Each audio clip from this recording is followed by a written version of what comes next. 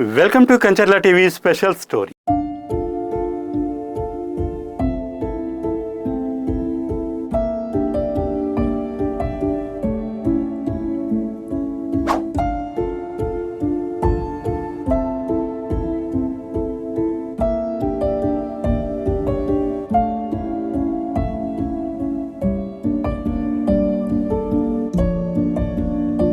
Hudhud తుఫాన్ మరిచిపోలేని విషాదాన్ని ప్రజలకు మిగిల్చు అది ఇది అని కాకుండా మొత్తం తుడిచిపెట్టేసింది.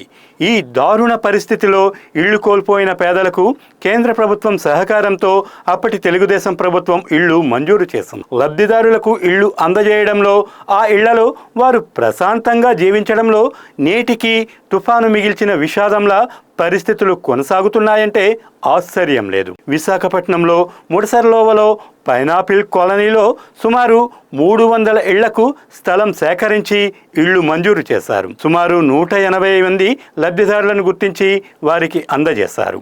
ప్రభుత్వాలు వస్తే చట్టాలు మారిపోతాయి అన్నట్లుగా వైసీపీ ప్రభుత్వం అధికారంలోకి వచ్చాక అక్కడ తమ అన్యాయులుగా ఉన్నవారికి మిగిలి ఉన్న స్థలంలో సుమారుగా మరో 120 మందికి గృహాలు అందజేసింది. ఏ ప్రభుత్వం ఉన్నప్పుడు ఆ పార్టీ చోట నాయకుల రికమెండేషన్ల మేరకు లబ్ధిదారులకు ఎంపిక చేయడం, ఇల్లు మంజూరు చేయడం చేశారు. అయితే ప్రభుత్వాలు మారితే చట్టాలు మారిపోతాయి అన్నట్టు తమకు అనుకూలమైన వారికి ఇల్లు కేటాయించేందుకు ఇప్పుడు ఇళ్లలో ఉంటున్న వారిని ఖాళీ చేయించేందుకు దందాలు మొదలుపెట్టారు.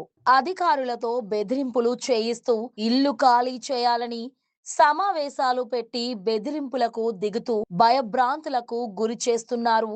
దిక్కుతోచని స్థితిలో ఇళ్లలో నివాసం ఉంటున్న వారు ఆందోళన చెందుతున్నారు. సామాన్యులు తమ అవసరాల మేరకు ఆ ఇళ్లను లబ్ధిదారుల నుంచి కొనుక్కున్న వారు ఉంటారు, తనఖాలు పెట్టిన వారు ఉంటారు. ఇది బహిరంగ రహస్యం. సత్యం అక్కడ ఉన్న వారిని ఖాళీ చేసే ముందు వారికి ఇంకో ప్రదేశంలో ఇల్లు కేటాయించి ఖాళీ చేయించాలి. తమకు కావలసిన వ్యక్తులకు ఇల్లు ఇద్దామనుకుంటే వేరే స్థలాల్లో కేటాయించే ఏర్పాట్లు చేయాలి. ప్రభుత్వం ఒక విధానం ప్రకారం ఇచ్చే ఇళ్లపై లబ్ధిదారులకు హక్కు ఉంటుందా ఉండదా అన్న సంశయం కలుగుతోంది.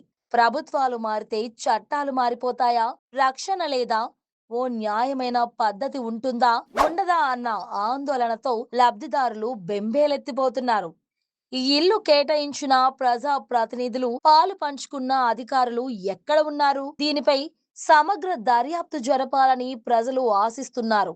అధికారులు, ప్రజా ప్రతినిధులు ఎవరికీ నష్టం కలగకుండా ఈ సమస్య సానుకూలంగా పరిష్కరించాలని సామాన్యులు కోరుకుంటున్నారు. గడిచిన 3 సంవత్సరాలుగా ఆ ఇళ్లలోనే నివాసం ఉంటూ కరెంటు బిల్లు చెల్లించుకుంటూ, రేషన్ కార్డులతో సరుకులు విడిపించుకుంటూ, పన్నులు చెల్లించుకుంటూ జీవనం సాగిస్తున్న లబ్ధిదారులను ఖాళీ చేయించడం సమంజసమేనా?